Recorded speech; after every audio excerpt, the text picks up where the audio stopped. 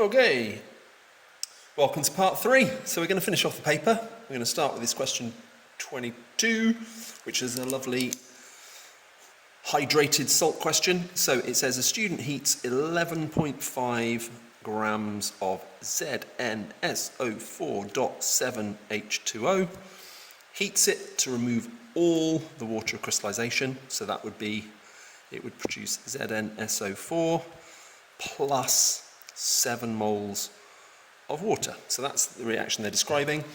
And it says, calculate the mass of anhydrous zinc. So we just need to know the mass of this that we'd get. Several different ways to do it. Easiest way I would say is we've got a mass and we've got a formula. So first thing to do is find moles of your ZnSO4.7H2O. So our moles is nice and straightforward. We've got moles is mass, 11.5, divided by the MR. Okay, MR of ZnSO4.7H2O. So ZnSO4 adds up to, what, 161.5? 161.5, that's adding up 1 zinc, 1 sulfur, 4 oxygens. That's the MR for the anhydrous version. So if we divide the 11.5 grams by the moles, by the MR of the hydrated version, so that's 161.5 plus 7 times 18 for the water. So that adds up to the total MR for ZnSO4.7H2O is 287.5. Okay, so working out the MR for the hydrated salt gets you 1 mark. Finding the moles of that, which is 0.04 moles, is a 2nd mark. So that's the moles of ZnSO4.7H2O. You can see from the equation that 1 mole of the hydrated salt gives you 1 mole of the anhydrous salt, ZnSO4, 1 mole on each side. So that's the moles of the hydrated salt. That will be the same as the moles of ZnSO4, the anhydrous version. So the mass, remember mass is just Mr. moles MR. So it wants the mass of the anhydrous, so the MR of the anhydrous is 161.5, and then the moles of anhydrous, well, it's 1-to-1 ratio, and the moles that we got from the mass of the hydrated was 0.04, so we multiply these two together and we get 6.46 grams. Okay, next one, periodicity, trends across a period. You can see here period 2, lithium across to neon. Okay, so that's period 1. So we start group 1, group 2, group 3, group 4, group 5, group 6, group 7, group 0. Okay, and then we start again with the next period. So we've gone down a line here. Now, first thing to notice is this is showing the first ionization energy. So the energy required to remove an electron. And you can hopefully see, as we did when we did periodicity around Christmas time, we've got an increase. Okay, so there's a general increase in the amount of energy needed to ionize. So that means to take an electron away. Lithium is relatively easy to make it lithium plus. Removing 1 electron takes 500, just over 500. Now, if you notice, if we go across to sodium, the energy for sodium is very, very slightly below the energy for lithium. Okay, now that shouldn't be any surprise. It takes more energy to remove an electron from lithium than from sodium, but it's very slightly different here because it's they've got the full scale and it's a linear scale. So it's a very small difference. It's like 510 to 498. Very small difference, but there is a slightly lower energy. Sodium's got 1 extra shell of shielding, so it's slightly easier to remove an electron. That's why it's more reactive.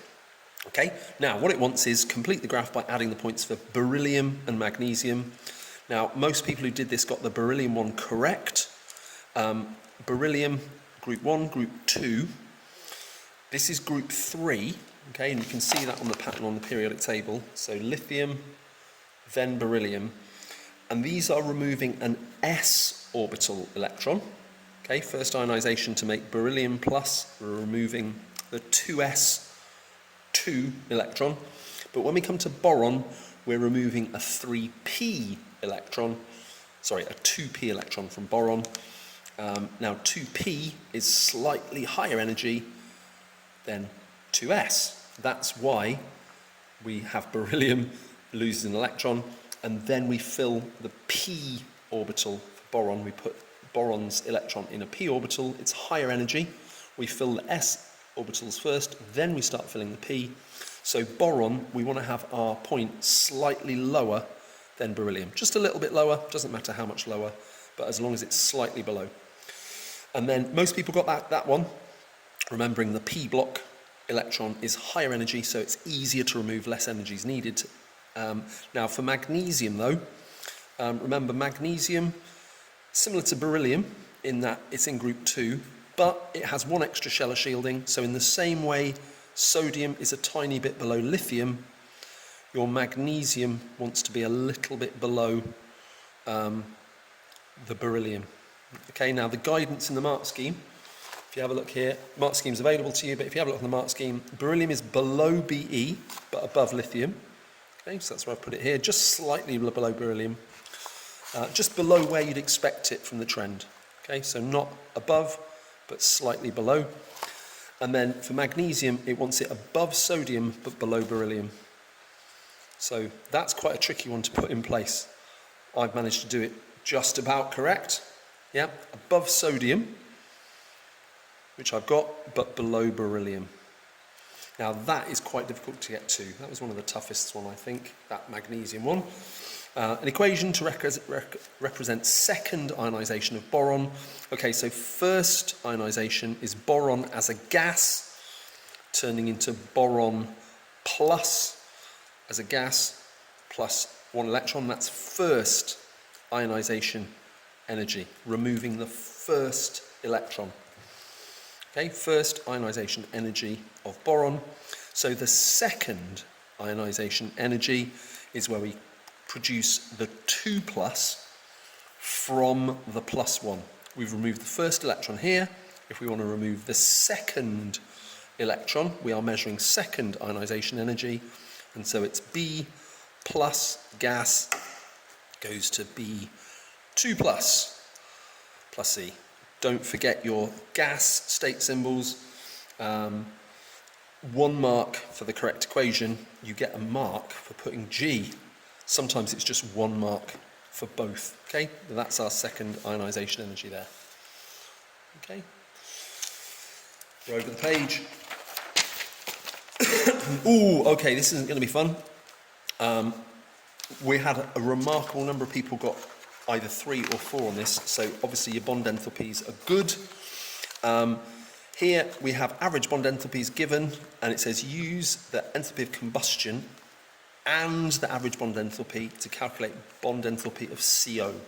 So enthalpy of combustion, that just means the enthalpy for this reaction. You can see we've got an alcohol, ethanol, it's being combusted, we're reacting it with oxygen, it's forming CO2 and H2O, 2 CO2s, 3 H2Os, so it's complete combustion, and there is our energy change. So first thing to remember is that our enthalpy of reaction, in this case it's enthalpy of combustion, but I'm just going to put delta HR for reaction, is the total energy from bonds broken. Okay, add up all the bonds broken in both reactants, add them all up here, and then you subtract from that the bonds formed. Okay, again, add that total up, and if you add up all the bonds broken and you subtract all the energy from the bonds formed, so 2 CO bonds in carbon dioxide, but 4 CO bonds in 2 carbon dioxides. Those are bonds that are formed. You've got to add up all those energies here, add up all those energies that are broken in these 2 molecules, and that value is going to be equal to these 2. Now, of course, one that we don't have is the CO. So that CO bond, and it's C double bonded to O, so it's only in the carbon dioxide. That's one of those bonds formed. Yeah, so we've got 4 times CO. Okay, and then we can just get all the other values here and create an expression. Okay, so in terms of the marks, the bonds formed, we've got 4 C double bonded to O, and we also have 6 times the OH bond. Okay, so water has 2 OH bonds, so 1 molecule of water has 2 OH, 3 molecules of water has 6 times 4, 6, 4. Okay, so that's the bonds formed. Now that gets you 1 mark. Okay, just bonds formed. Bonds broken, well, we've got to add up the total correct. So we need 1 carbon-carbon bond. So 3, 4, 7 plus, what else have we got? We've got 5 CH bonds. So I've got 5 times 4, 13. I have got a CO bond, single bond, plus 3, 5, 8. I've got 1 OH bond here. So the OH plus 4, 6, 4. That's my OH. And I've got 3 oxygens. Each oxygen molecule is 4, 9, 8. But I've got 3 of them, so I need 3 times 4, 9, 8. Okay, now that total, okay, so all of those bonds broken, all of that adds up to 4, 7, 2, 8. Okay, so that total gets your second mark. Okay, then all we need to do, if we want to find the value of CO, we know that our enthalpy of reaction is bonds broken, we've got that total, minus bonds formed, we've got that total. That's the unknown. Okay, and then energy of reaction equals bonds broken minus bonds formed. So energy of reaction, I've got negative 1276 equals that number subtract 6 times 4, 6, 4. And then here's an error a lot of people made. A lot of people put plus 4 times CO. Now, if you put plus 4 times CO, that's not correct. We are subtracting this from that total. We're also subtracting the 4 times CO. So if you put a bracket around this and put plus 4 CO, then mathematically it's true.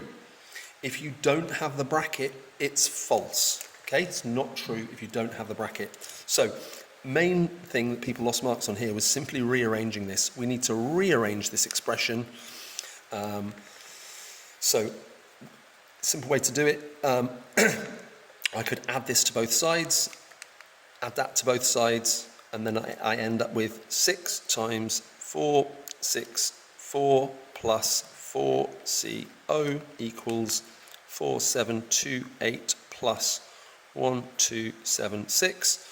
And then subtract that from both sides, then you'll have 4 CO2 equals a number, divide both sides by 4, and you've got the bond enthalpy here. Okay, it's 805, by the way, on the mark scheme.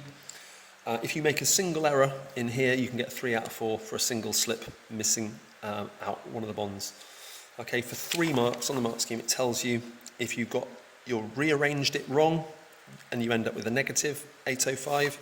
Bond enthalpy can never be negative. It's the amount of energy required to break a bond, and you can see they've given it as positive values here. Okay, so it's definitely got to be positive. So if you make a slip on the algebra, or if you've missed off CC, that's obviously a common one. If you've missed off the oxygen, that's a common one. If you rearrange it wrongly, that's a common one. If I could spot a single error, you would have got 3 out of 4 on that one. If it's more than one error, you might only have got 2 marks, or even only just a single mark if either that or that was correct. Okay, this one was tricky, but a few people got at least 1. Some people even got 2 for this. This is quite tricky, but here it says methoxymethane is an isomer of ethanol, so it has the same number of carbon, hydrogen and oxygen atoms as the ethanol molecule, but it says the enthalpy of combustion is more negative, so it's more exothermic. It releases more energy. Now that means either the bonds formed, either the bonds formed are more energetic. If those bonds that are formed in the products of combustion of methoxymethane are more, there's more bonds formed, overall it would be more negative, more exothermic, or the bonds broken are less energetic. So if this number was smaller, when we subtract the bonds formed in CO2 and water, if that number is smaller and we subtract the same product bonds, then we'll get a more negative one. Now this is the case. It says explain why the enthalpy of combustions are different in terms of bonds broken and bonds formed.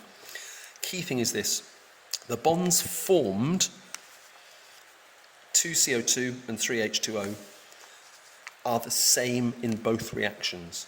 Okay, so bonds formed are identical. Now that means that this number is exactly the same for both ethanol and methoxymethane, because they're both making 2 carbon dioxides and 3 waters.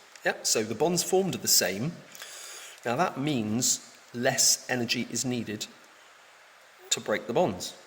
Okay, less energy is needed to break the bonds in methoxymethane. Now some people spotted a particular bond that was different. Okay, so we have less energy needed to break the bonds in methoxymethane. Let's just see which bonds are different. Okay, so the main one is we have 2 C to O bonds in methoxymethane. We only have 1 in ethanol. So CO is pretty small, 358. What does ethanol have instead? Well, instead of 2 CO bonds, which are 358 each, ethanol has an OH bond. There is no OH bond in methoxymethane. Okay, no OH bond here. We do have an OH bond here. So actually, less energy is needed to break the bonds in methoxymethane. That's because we have 2 times CO, not 1 CO and an OH like you have in ethanol. Now you don't need to specify that. If you said methoxymethane has 2 CO bonds, which have a lower bond enthalpy than the OH, you might get the mark, but we just need to say less energy is needed to break the bonds in methoxymethane, but energy released is the same. Okay, we have the same amount of energy released because we've got the same number of bonds the same number of bonds formed in both reactions because we both have the same products both times. Okay, so less energy is needed to break the bonds in methoxymethane, but the energy released is the same for both. Okay, now that means, given that mathematically, that means methoxymethane is more negative. All right, another systematic name. So we've got titanium, again this time it's titanium oxide, and again if you don't spot it after this time, the charge on titanium must be +4, so it's titanium 4 oxide. Systematic name is essential. It gets trickier in year 2, where we have things like sulfuric 6 acid, things like that, where the sulfur can be +6 and things like that. So we got this in year 2. We need to understand systematic naming convention. Okay, probably the trickiest moles question on here. It says the percentage yield of titanium from TiCl4 is 72%. We've done a scaling up like this in lessons since this mock exam, but if we haven't done the scaling up before, let's just see how we go. It says in the reaction in stage 2, this is what we're looking at, stage 2, where we've got titanium chloride reacts with sodium. Titanium is less reactive than sodium, so sodium takes the chlorides and titanium is left on its own, okay? Sort of displacement reaction, if you like. It's definitely a redox reaction, but all we're looking for is the mass of sodium that we need. Now, it says here we need 4 moles of sodium for 1 mole of titanium chloride, and that is also to produce 1 mole of titanium. Okay, so 1 mole of titanium needs 4 moles of sodium, and all we want is the mass in kilograms of sodium. So that should be straightforward. Now, so many people either left this blank or wrote a load of stuff down but didn't use 1 kilogram of titanium. We have a mass, we have a formula, so we can do moles of titanium in 1 kilogram is going to be 1,000 grams. That's my mass divided by my atomic mass. So titanium, where's my TI? There we go, 47.9. So 1,000 divided by 47.9 is going to give me the moles of titanium that I want, which is 20.8768 ... I'm just going to leave it as that. 20 moles is what we need, or 20.1-ish. Now, it says that this reaction has a 72% yield. So it's quite tempting to say, okay, that's my moles of titanium that I want. Therefore, I just multiply it by 4 to find the moles of sodium that I want, and then multiply that number of moles by 23, which is the AR of sodium. That would be great, but that would only be worth 2 or maybe 3 marks. It's worth 4 because we've got to scale up. So, as we've done before, but now it's really important to get it. If we've got a yield and they want to produce 1 kilogram of titanium, we found the moles of titanium that is, but we need to remember that we're basing it upon the fact that this reaction will give us a 72% yield. So we're assuming that this number of moles of titanium is actually from a 72% yield reaction. So that means that this is actually the moles that I'm going to get, 72% of the moles that I should get. So what I'm saying is this is 72%. So if I want to scale it up, the number of moles of titanium I should be aiming for, I need to scale this up. So if I divide this by 72, it will tell me the moles for 1% yield, and then multiply it by 100, which gives me the moles for 100% yield. Okay, so take this answer. So my moles 20.88, let's say. So I've got 20.88, I'm rounding it just to make it easier on screen.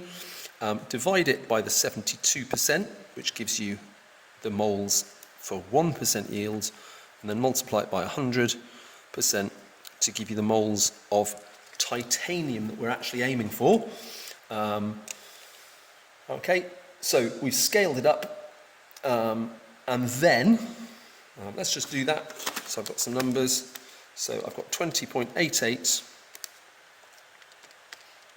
divided by 72, and then we're going to multiply it by 100, which is actually gives me pretty much exactly 29 moles, and then that's my moles of titanium with 100% yield, and so I multiply this by 4.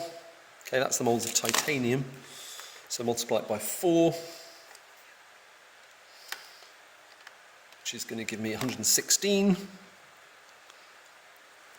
of sodium, and then mass of sodium needed is just going to be that 116 or 115.98 apparently times sodium's AR.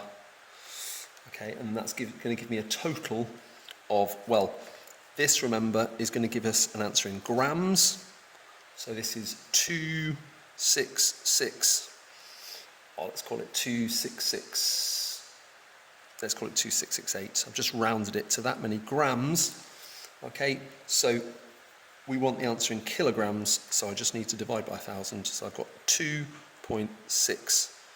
Ooh, be very careful.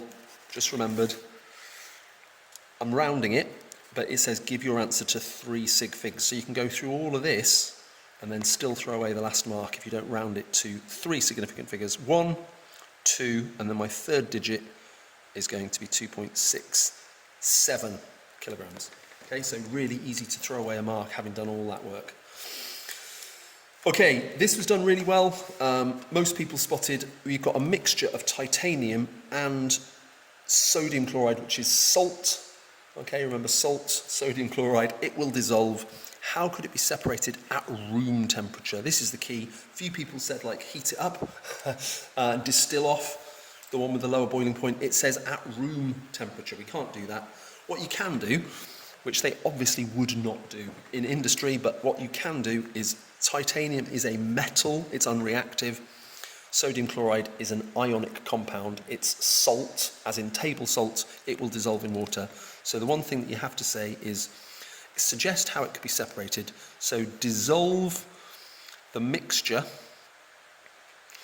in water, or add water and stir until it dissolves. And then we then have a mixture of salty water, sodium chloride solution, and titanium, solid titanium metal, so we could filter it. Okay, so dissolve the mixture in water, filter off the titanium, and then it says explain your answer. So dissolve the mixture. Well, we need to say something like sodium chloride is soluble, titanium won't dissolve. Okay, so something like sodium chloride is soluble or dissolves, but titanium is a metal and does not, or is insoluble. In fact, don't say it's metallic, just say it's insoluble or it won't dissolve. So that's our explanation. So 1 mark for the dissolve the salt in water and filter. That's how it could be separated. And then explaining it, metals like titanium won't dissolve in water. Sodium chloride, they've given you sodium chloride here because they're hoping everyone knows that's sea salt, common salt, and everyone knows it's soluble. Okay, over the page. Woo! Okay, this one, we've got a tricky looking moles calculation, but actually it's pretty straightforward. It's a titration, but it's a titration from a metal hydroxide made from a group 1 metal in water. So we should remember, hopefully, that if we've got a group 1 metal, something like sodium, it reacts with water to give you sodium hydroxide plus hydrogen gas. Obviously this isn't balanced, so we need to have 2 sodium hydroxide. Okay, and 2 water as well, is it? Yeah, 2 water, 2 water, yeah, there we go.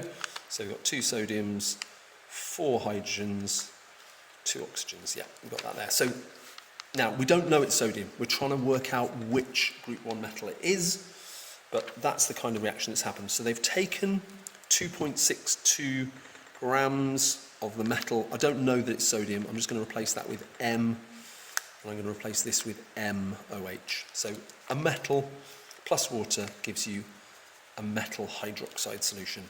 Now, it says the student takes a mass, dissolve it in water, the solution is formed, they make the solution up to 250, and then they take 25 of that. So this is our scaling up. At the very end, we're going to have to take our moles that we've got from our calculation, our ratio calculation, and times it by 10 to find the moles in the original 250, and then that will be the moles of MOH, but that is also the moles of M. So if I know the moles of metal, and I know the mass of metal, moles plus mass allows me to find the AR, the atomic mass. Okay?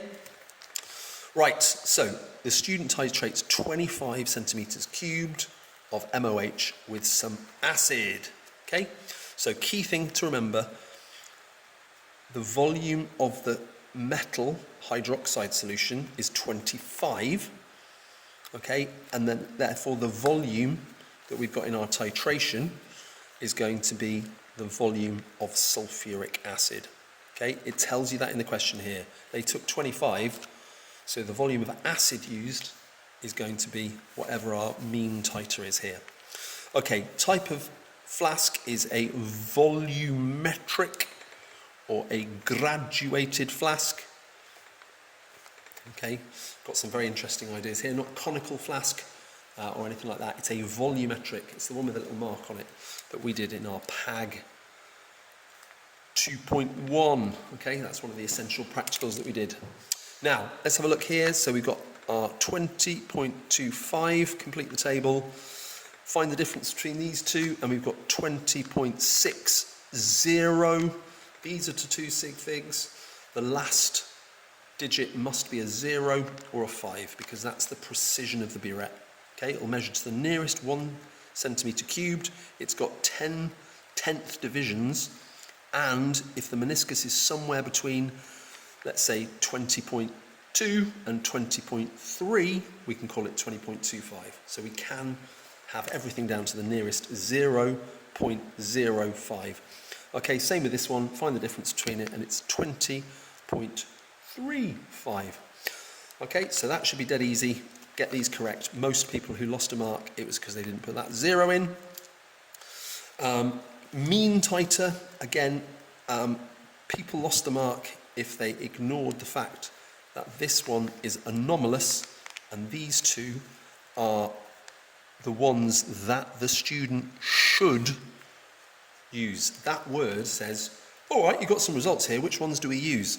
We use the ones that are within 0.1. So anything that is within 0.1 centimetre cubed is a concordant result. So this one is not concordant with that one. That's why we repeated it. We repeated it and, now we've got a result that is within the precision of the burette. So the burette measures plus or minus 0.1. So these two values are effectively the same. So 20.25 plus 20.35 divided by 2 gives us 20.30. And again, if you miss that 0, you lose the mark. If you lost it here, you don't lose it a second time. Okay, but it's really essential. Even if our answer is 20.3, we are showing we haven't rounded it. We are keeping it to the precision of the burette. All right, now this is 4 marks with not a huge amount of space. Some people miss this completely, which is absolutely insane when we have a volume and we have a concentration. Okay, volume is 20.3, concentration of the acid is 0.65, so we can easily do moles is CV over 1,000.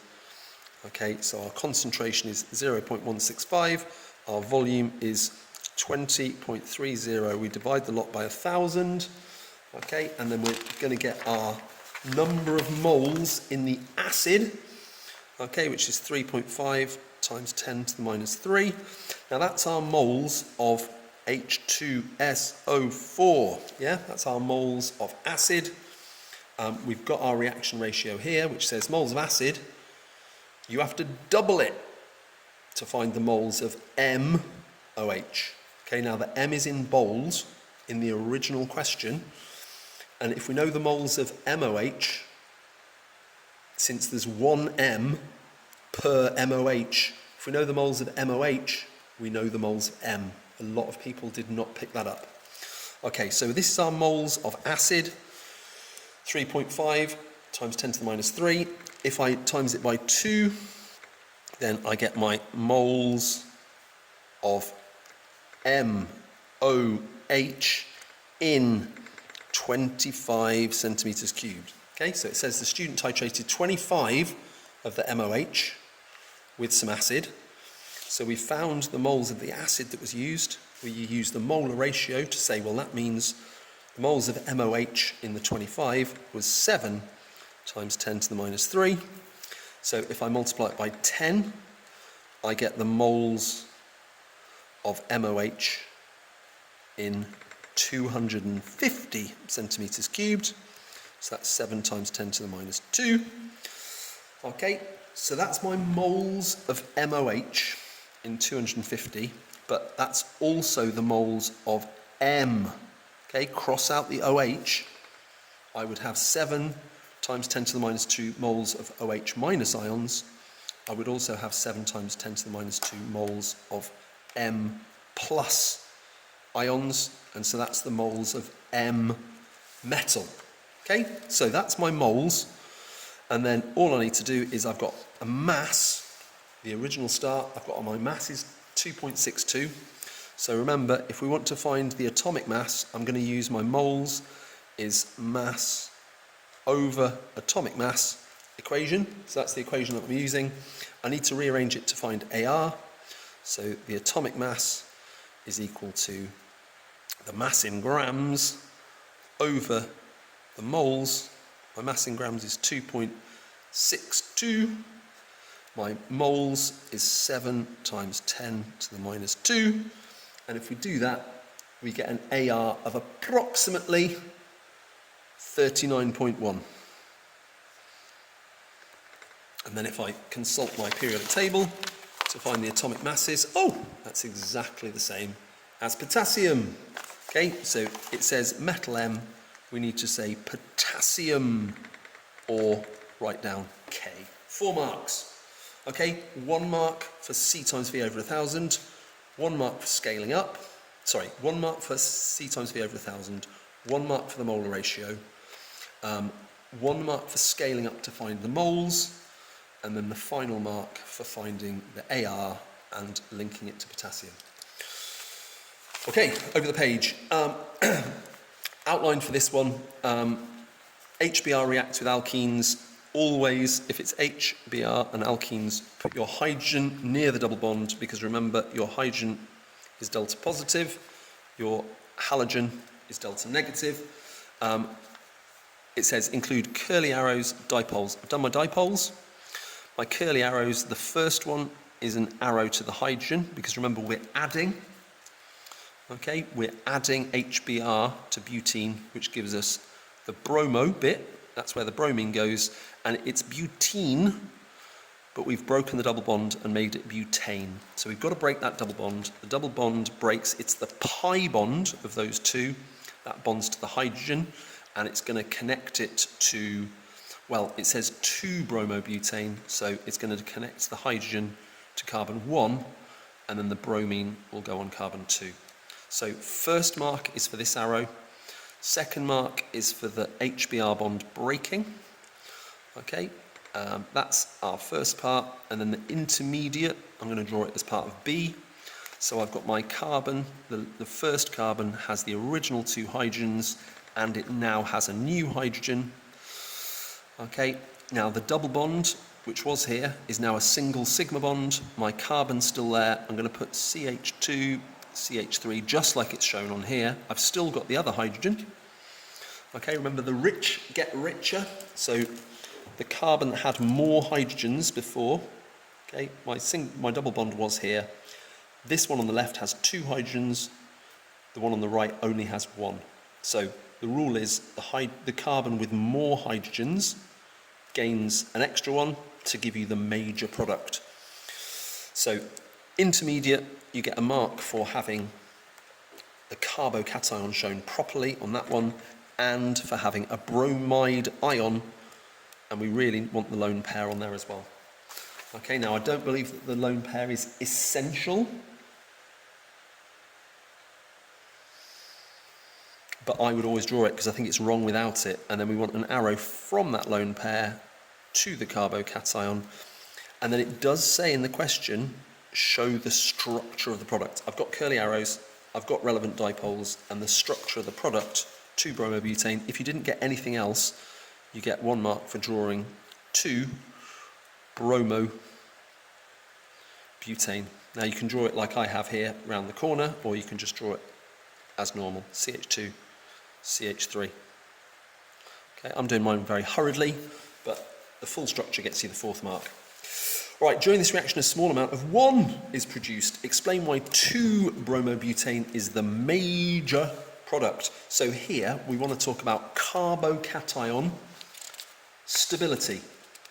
Okay, now, key thing here is if we just say 2-bromobutane is formed from the more stable carbocation, you always get a mark. Okay, so it's about carbocation stability. So if we say 2-bromobutane is formed from a more stable.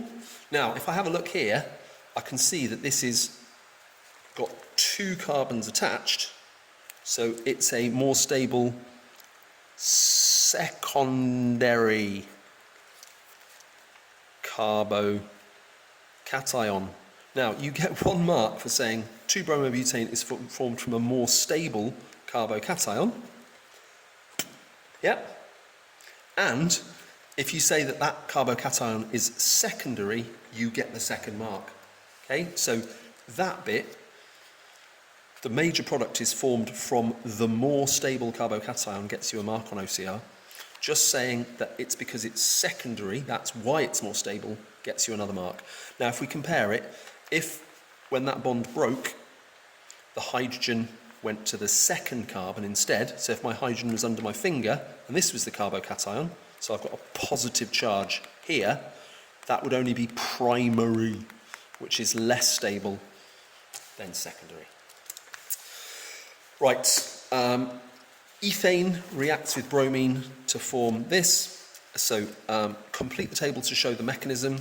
So conditions, UV light, always needed for an alkane to react with bromine. Now notice the one before, I deliberately did this. The one before, we've got an alkene reacting with this, and this happens at room temperature. That would happen at room temperature if it was Br2. Yeah, this mechanism would happen. It's electrophilic addition, but this is not. It says suitable conditions, so not room temperature. If we have propagation, termination, initiation, it's telling you it's UV light. Now the initiation equation, you need to be careful here. Some people did the overall equation instead of initiation. If we want the initiation equation, it's literally Br2 goes to 2Br radical. Okay, that's it. Now propagation, as always, the radical from the previous step attacks a molecule that we haven't seen yet. Now we've seen the Br2 molecule, but we haven't seen the C2H6 molecule yet. So radical plus molecule makes a new radical. We're not sure what that might be, but it also forms a new molecule. Now, the easiest way to remember propagation is the first one produces HBr or HCl. Now, if we formed HBr, remember that's the byproduct. We're removing one of the hydrogens from the ethane and replacing it with one of the bromines.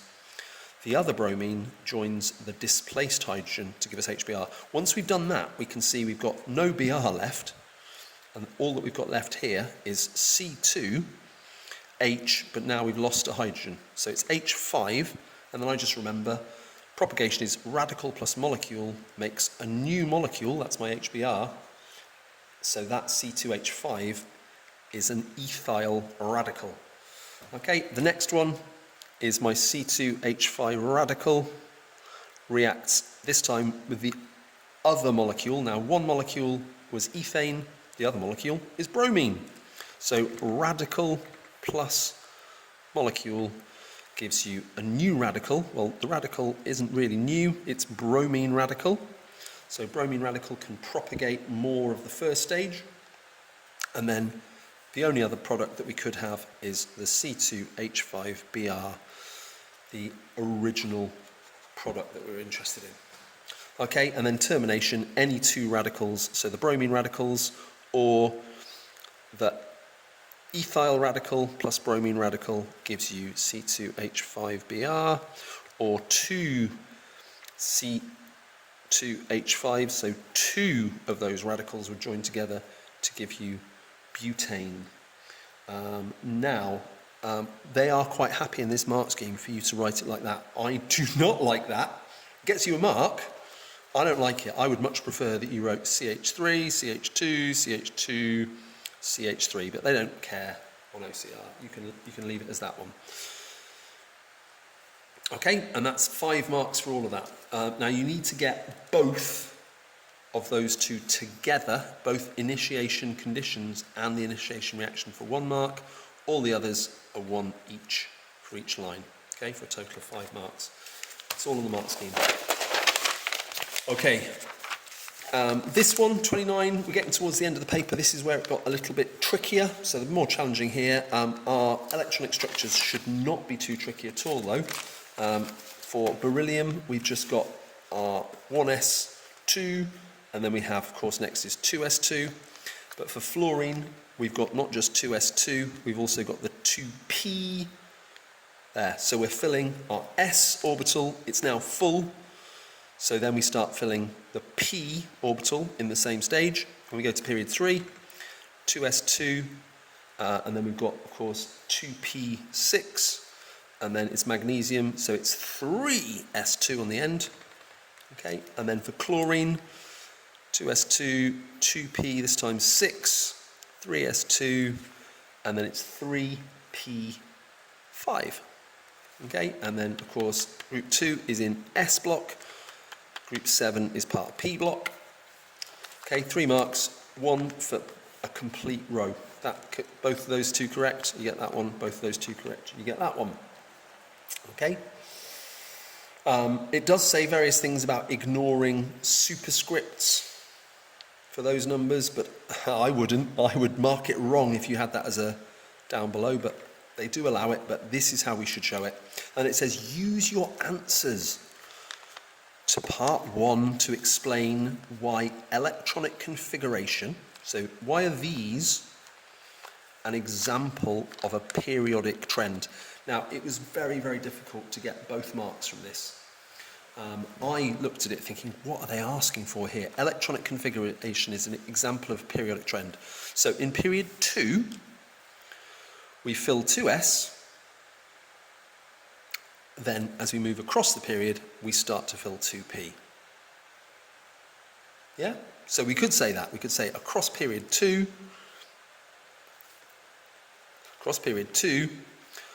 2s is filled before 2p. Or you could even say the s orbital is filled before the p orbital. Okay, across period 2, s is filled before p.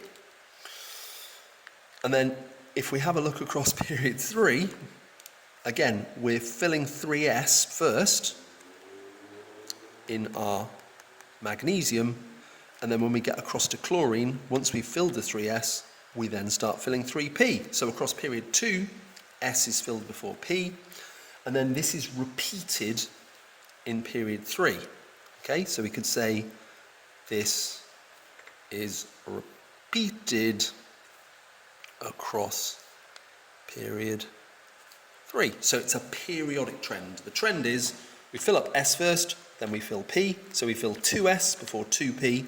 We get the same pattern. We fill 3S before we fill 3P. So that's all really. Now, if you have a look on the mark scheme, it's got a few allows. So they've got allow elements in the same group have the same number of electrons in their outer shells. So a few people picked up 1 mark for that, but you really need to make sure you make it clear this is a trend that is repeated across period 2 and period 3, or it's repeated across all periods. Okay, part 3, magnesium forms 2+, chloride forms -1. Why? So we need to say magnesium loses 2 electrons.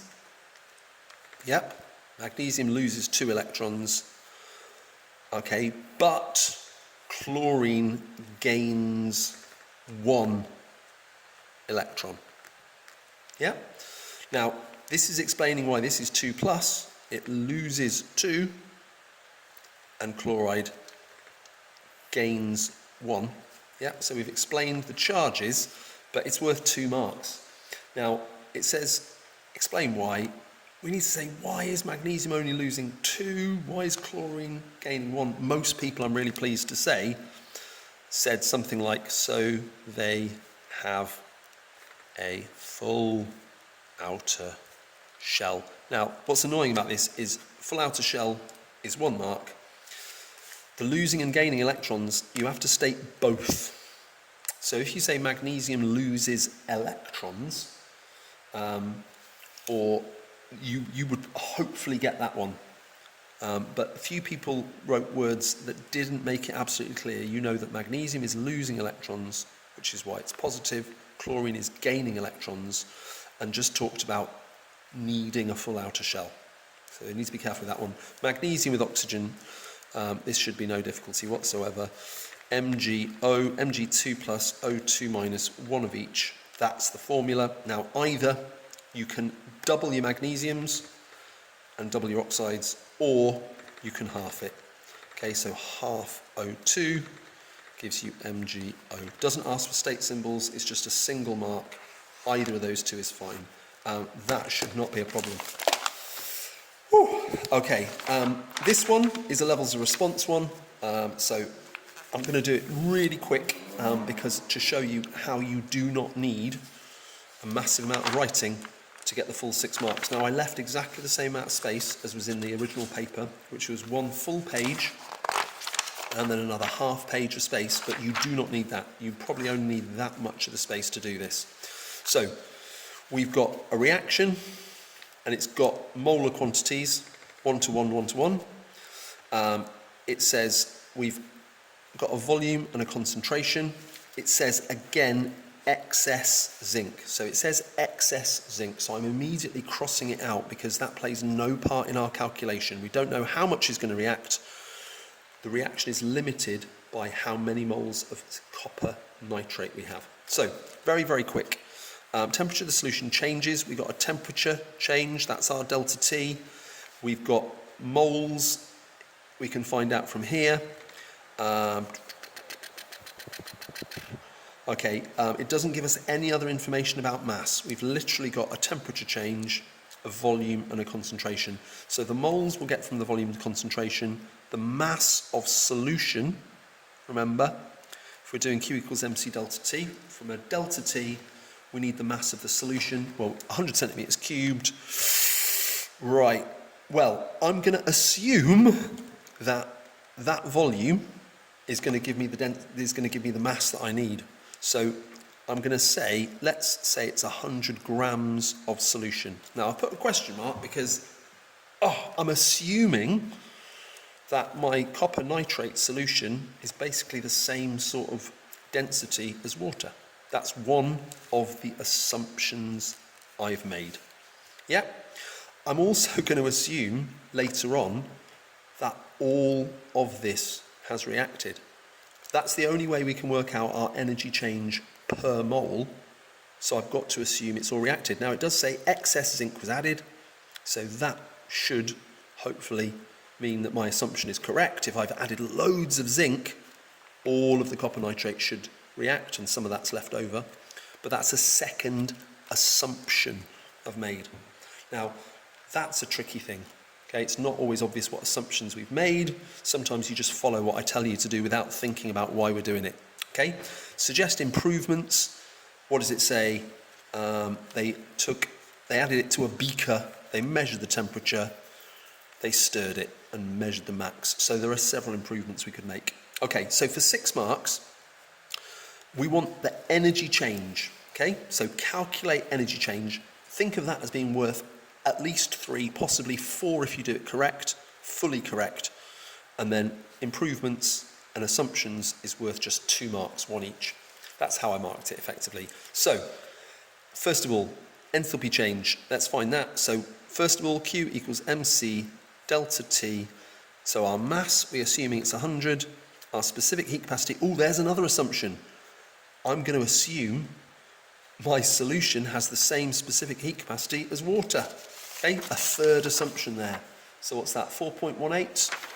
Specific heat capacity, 4.18. So mass, 100, C, 4.18, delta T. So find my change in temperature. So what was that, 16 point something? Let's have a look. 18.6. 18.6, so the temperature's increased. Watch out for that. That's an increase. It's exothermic. It's an increase in temperature. Okay, so this is going to give me 7,000 odd, what is it, 7775-ish joules of energy. So I'm going to just instantly turn that into 7.775 kilojoules. So that's my Q, yeah, that's my energy change. And then if I want delta H is Q over moles.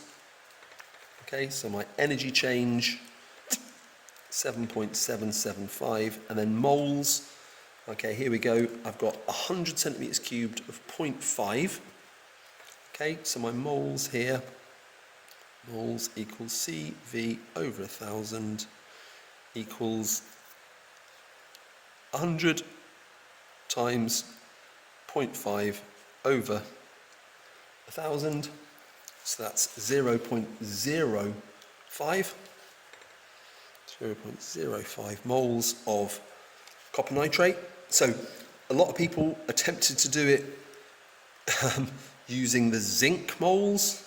Not really sure how they would know that, but we've got moles, one of the moles in here, so per mole of copper nitrate, divide that by 0.05.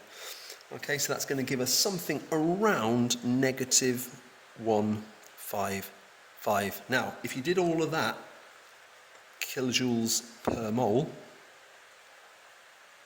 then you get, I would say, 4 marks easily without doing anything else. Yeah, it's basically, that's a 4-mark question. Q equals mc delta T.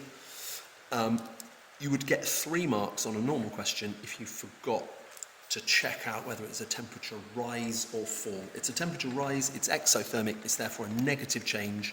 Now, 7.775 divided by 0.05 is 155.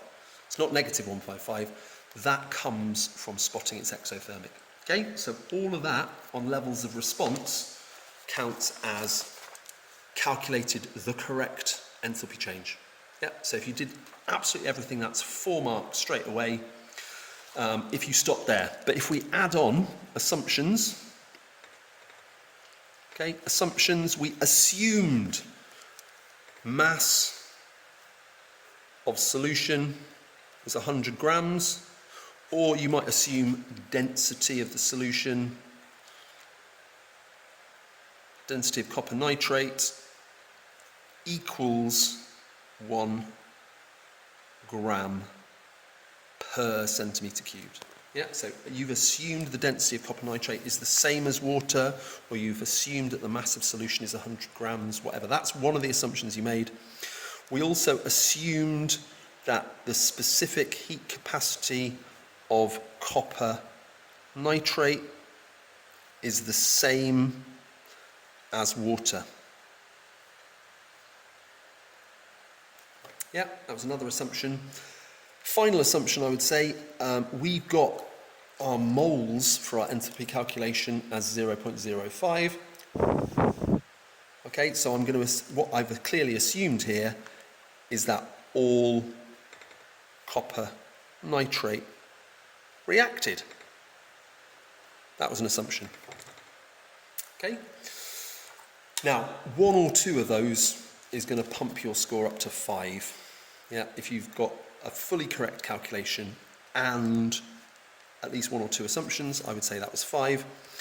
If you've put down some improvements as well, now they're really basic, so improvements might be something like, they've said use a beaker.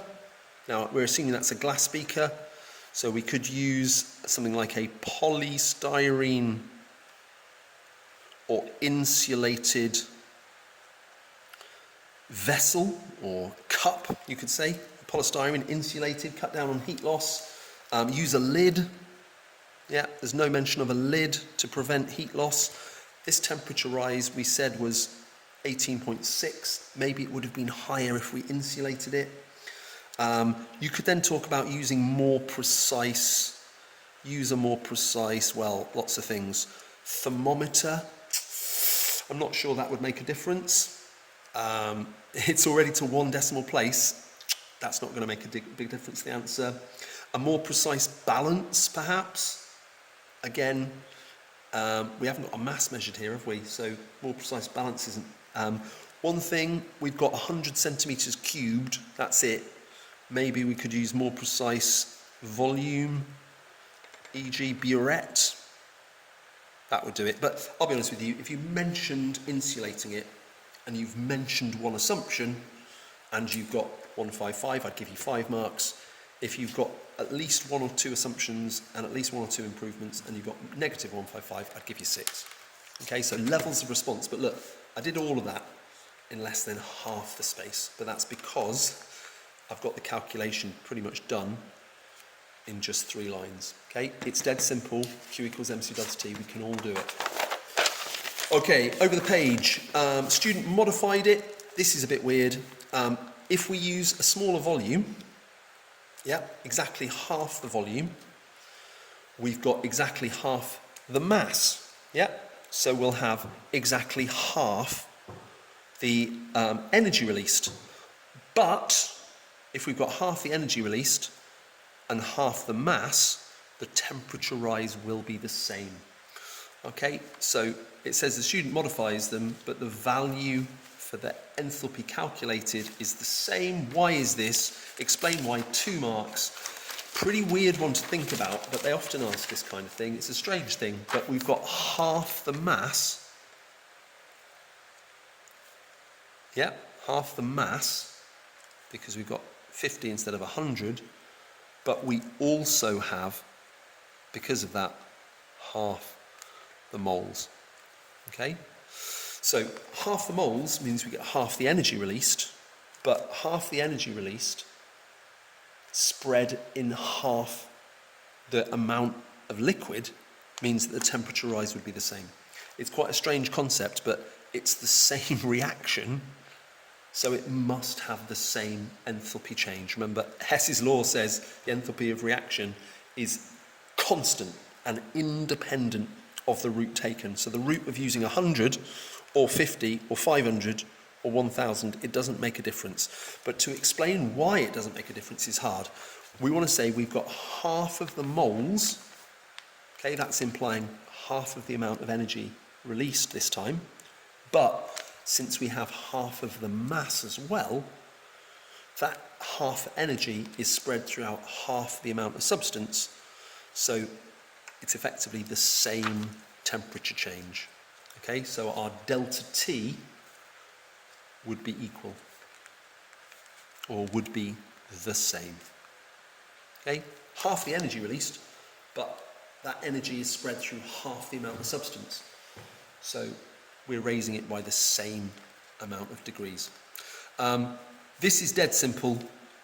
We were right at the very end of the test though, so I think a few people dropped a mark or 2 or even left it out completely.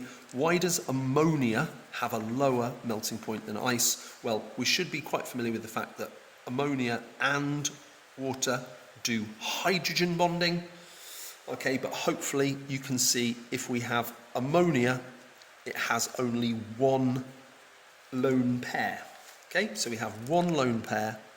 Now that means that each hydrogen on an ammonia can only be attracted to 1 other molecule. Okay, so this 1 molecule of ammonia here is forming 1 hydrogen bond with 1 other molecule. Now you can see water has 2 lone pairs, so each water molecule can actually hydrogen bond to 2 water molecules. Okay, so that's one way of explaining it. Okay, now what we need to say is, first off, ammonia and water contain hydrogen bonding, but we need to say ammonia has weaker hydrogen bonding. Now, people might have missed this off because they've told you they both contain hydrogen bonds, but ammonia has weaker H bonds, or H bonding, I prefer. Yeah, it's weaker. That's 1 mark. Yeah, why is it weaker? Well, you could either say it only has 1 lone pair, whereas water has 2 lone pairs, so can form 2, or it can form more hydrogen bonds. and then you get the mark saying water forms more hydrogen bonds, or a number of people said something like N is less electronegative. And that's also on the mark scheme. N is less electronegative than oxygen. Okay, so this strength of this hydrogen bond would be weaker. Okay, so either oxygen has more lone pairs, or oxygen is more electronegative, nitrogen is less. Alrighty, dot and cross here for NH4 plus. Really good. Most people got this completely correct. We have ammonia, which has NH3. Okay, now remember, nitrogen in ammonia has a lone pair at the top. Okay, 5 electrons around nitrogen. We've got 4 H's. Okay, that's a bit weird. Ooh, it's positive, right? Okay, so 3 of our H's have a little cross. There we go. And then to fit the 4th one on, I can't fit a 4th hydrogen with an electron because that would be 3 electrons. But look, it's NH4 plus. That's NH3, what I've got here, which has reacted with an H plus ion to form a dative covalent bond. So our H plus, remember, is hydrogen with no outer electron. Just done a dotted line here. So we put that hydrogen here, okay, and then we've got 2 marks. Now, you get 1 mark if you've put a dot and a cross for all 4 bonds. If one of them has 2 electrons from the nitrogen, dative covalent correctly, you get the 2 marks. Okay, and then testing for ammonium ions, we add sodium hydroxide and then test gas given off with red litmus paper or indicator. Let's go for indicator paper.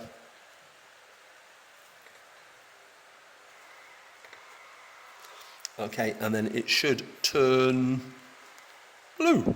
Okay, if we add sodium hydroxide to something containing ammonium ions, it gives off ammonia gas, and this is the test for ammonia. Now, if you didn't get that last one, chemical tests are a bigger part of year 2. I will go on and on about chemical tests until I'm sick of it and you're sick of it as well in year 2. And that's us done. Okay, so feel free to come and find me at any point this week.